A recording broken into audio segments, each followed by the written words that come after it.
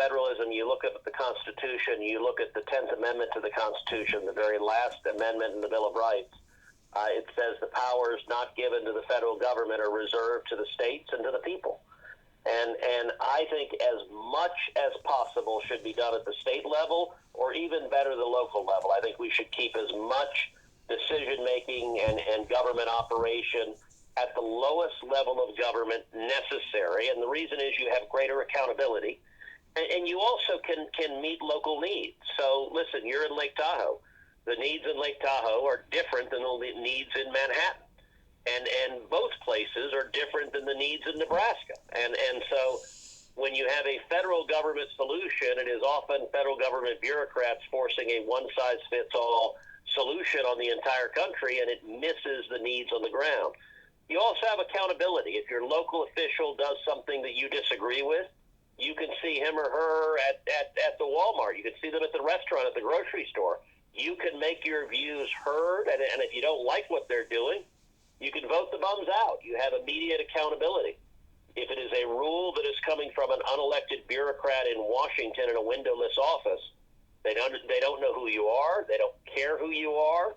And there's very little accountability. So I agree with you. I've repeatedly voted over and over again to devolve functions from the federal government down to the states or the local government. I've introduced legislation to do that. I've voted for it.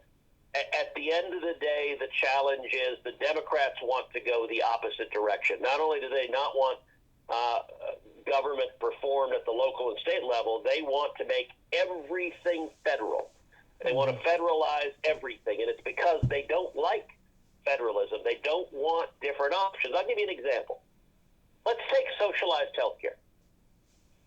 You know there is no barrier whatsoever to any state adopting socialized health care.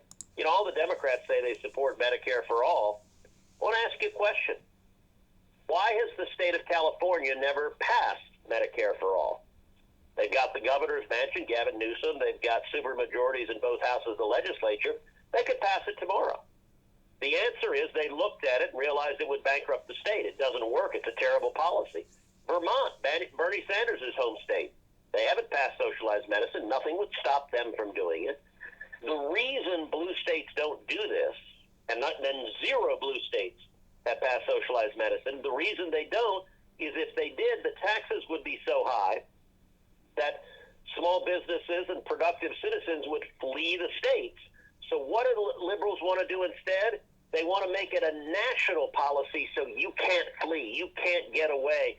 If you stay in the United States, they're going to stick you with the taxes and the lousy health care that they know their policy will produce. And so, Terry, I agree with you. I've been fighting for that my entire time in the Senate, and I'll continue fighting for it because I think it's a much better way to implement policy.